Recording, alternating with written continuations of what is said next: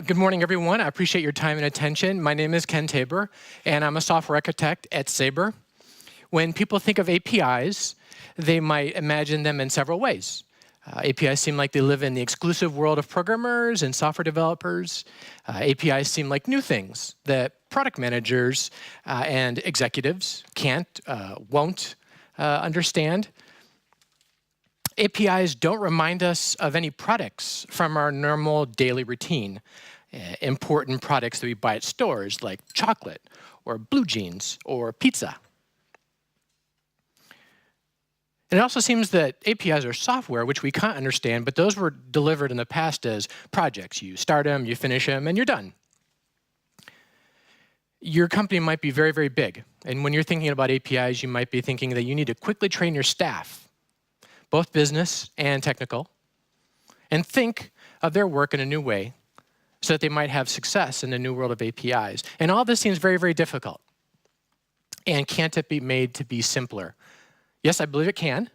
And I'm here to share with you some of the lessons I've learned building APIs and helping the team building APIs at Sabre.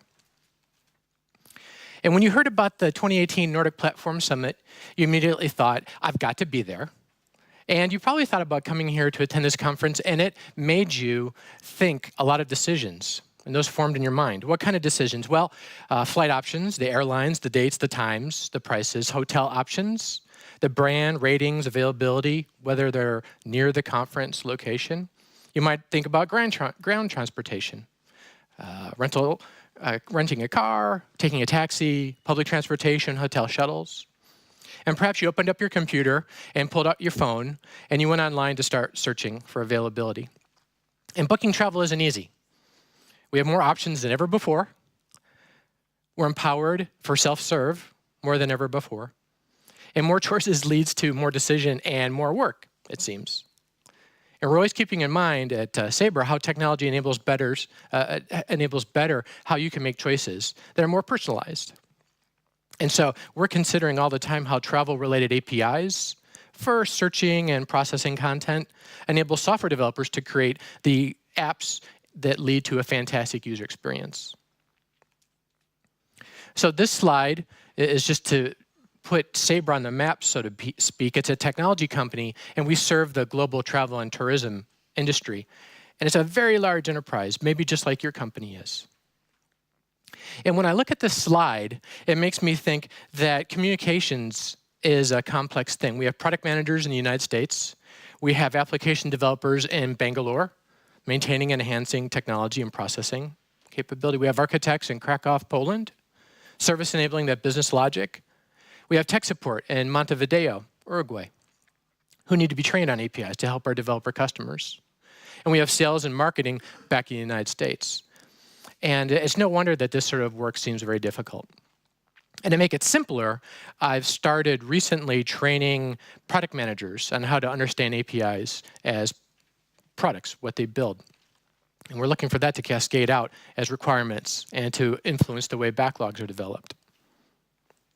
When I look at this slide about Sabre, it makes me think that we have an asymmetric balance among our APIs. They're not all equal. You can imagine we have a lot of resources for all the major parts of travel: hotels, rail, air, and even ships. And each one of those APIs serve up the data in a different rate. And our industry is generally busy, but it has seasonality, especially towards the end of the year. We get a lot more shopping and booking. And it reminds me our APIs must be managed well. They need to be monitored well, and they need to dynamically scale to address needs. And reporting and billing are crucial too. In the past, it was okay to measure activity, project the maximum need, budget, allocate, and run servers at that level for the entire year, which is very inefficient on resources because you're rarely running at your max estimated, and occasionally you'll go over budget. It's better to have some consistent, reliable servers online, and then to make sure you can scale up with cloud providers, and probably several, so that you can address needs as best as possible. And when I think about APIs, I always think about the people who are going to be using them. You know, in the real world, if we were making a product, we think of the people who need that, why they need it, and how they will use it. And in other words, you're talking about the user experience, and API developer tools and APIs themselves have this same kind of feeling. And it's DX, it's developer experience. And I use this analogy to sort of explain that DX is the APIs and developers, as UX is to the apps and users, because we all know UX very well these days. And it might seem a little unusual to ask a programmer, how does this API make you feel? Do programmers even have feelings? Yes, we do, and we want them to be positive ones. You might think about, well, why do we even build APIs? I think of it in these 3 steps, so to speak. Your company is good at doing something. You're a renowned expert in your industry. And it took a long time to do that. Lots of time, lots of brain power. And if you find that there's a need in the market, an opportunity, you can take a medium-sized effort, maybe even a little bit less, and you can build APIs. And now, other people can do that thing that you do good. They can also do that good in their apps. And for me, APIs are tools. You can just imagine any home project you did over the weekend, and what are the tools that you use in that? Maybe a hammer.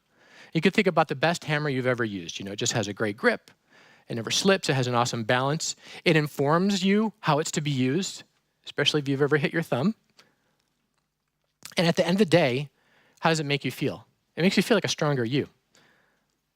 And what if those tools give you bad feelings, confused you, slipped the grip? You wouldn't use them anymore because you have a choice. You'd pick a different tool. And you certainly wouldn't recommend it in your network. And APIs are a similar thing. That developer experience is so key. And APIs are rarely used independently. They work in coordination with other APIs that your company offers. So look to end-to-end consistency among all of your APIs, especially if your company is like mine, where it's naturally built as an organization in a chart in Visio, and it shows silos. So a lot of those teams don't necessarily have any benefit to talk to one another, or a need. And so that ends up causing these sort of natural division lines, which produce very unnatural developer experience. Because your APIs might be created differently, but they're used all together by some application programmer. So make sure that they look consistent. Just like a user experience in any app you've ever used, you look for that consistency. And it seems like APIs are these invisible things that computers use to talk to one another. But in fact, APIs are used by human beings, for developers, by developers. And ideally, you'll conduct your API design from the point of view of your customer, using empathy and the design thinking process to guide you. And these are all techniques that I've learned from my user experience designer friends over the last 7 years, especially as I was building apps that consumed APIs.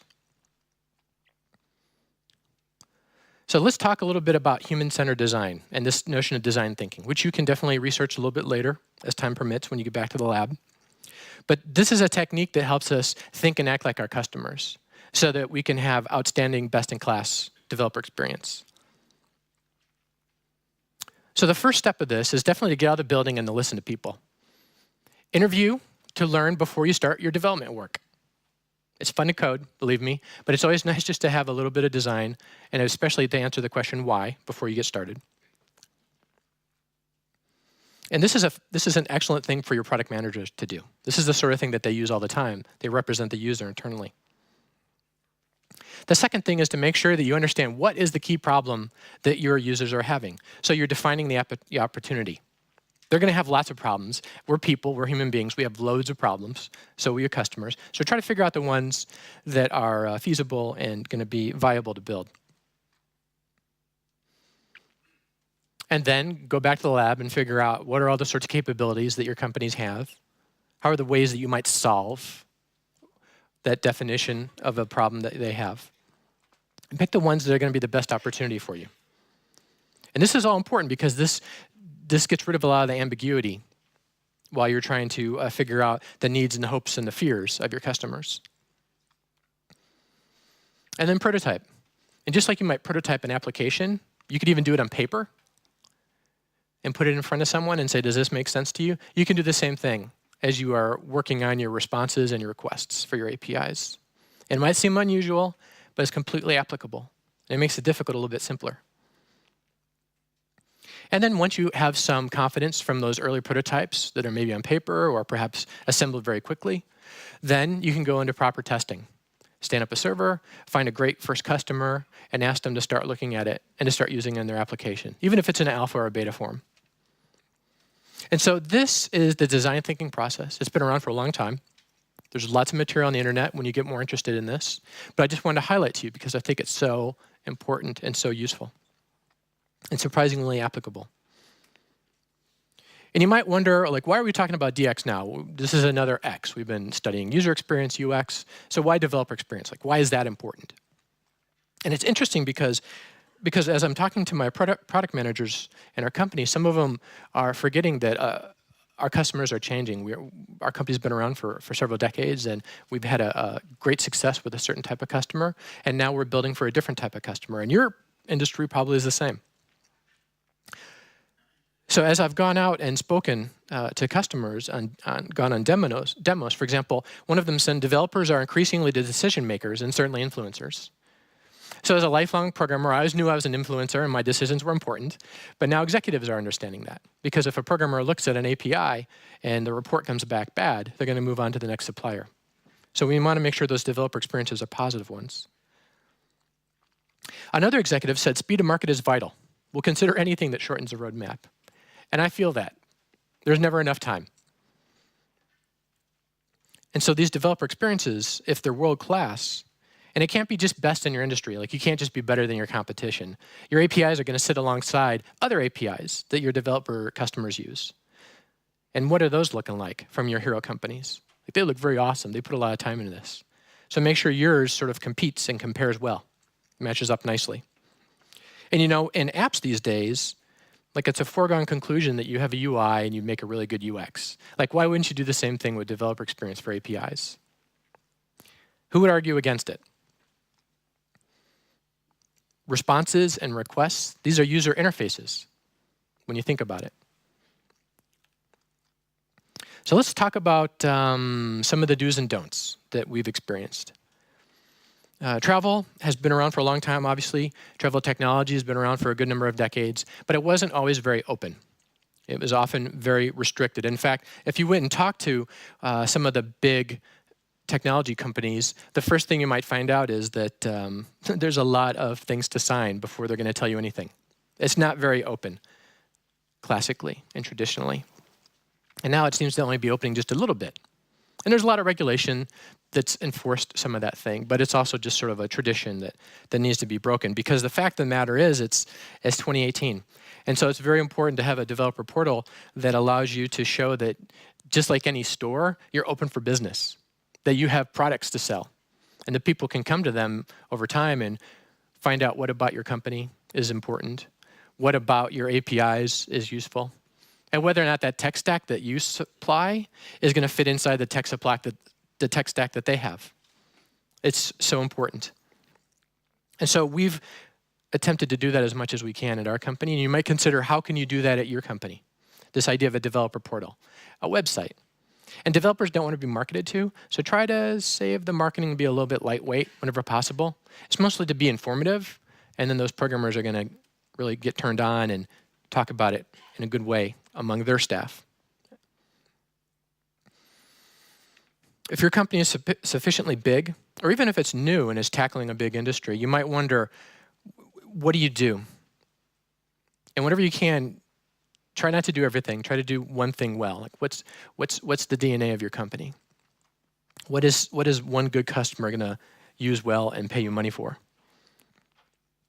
And especially if you have a lot of APIs already, you might think, well, we need to change everything. You know, what does an ocean of information look like for your company and your industry? When we're trying to make decisions, it seems like not enough data and we feel unprepared. But oddly enough, if we have too much data, we feel overwhelmed. Same with creating new APIs to launch, as well as updating and sunsetting legacy APIs that you already have. So we had that at our company. I say we have that at our company. We're still working through that all the time. So the analogy to an ocean might be the converse is a spoon. Like, what is just a little amount that you can do to really rework or to introduce something? And it's worth taking time to properly discover what best-in-class looks like for you and your company. What's going to be the winning move of the day?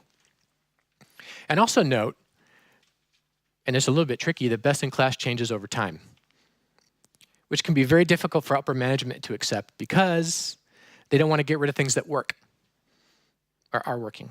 It's awkward asking customers to change their code, to adapt. It's hard to explain that new capabilities are available to your sales and marketing team and that they need to assemble and launch a calendar of content to promote it to the industry. But sometimes you simply must do it. You need to make those hard decisions. And when you do, figure out what part of all of your whole that you really want to move forward with. And that experiment is going to inform all of your future work. So at Tabor, we've been fortunate enough to have a rich legacy in APIs.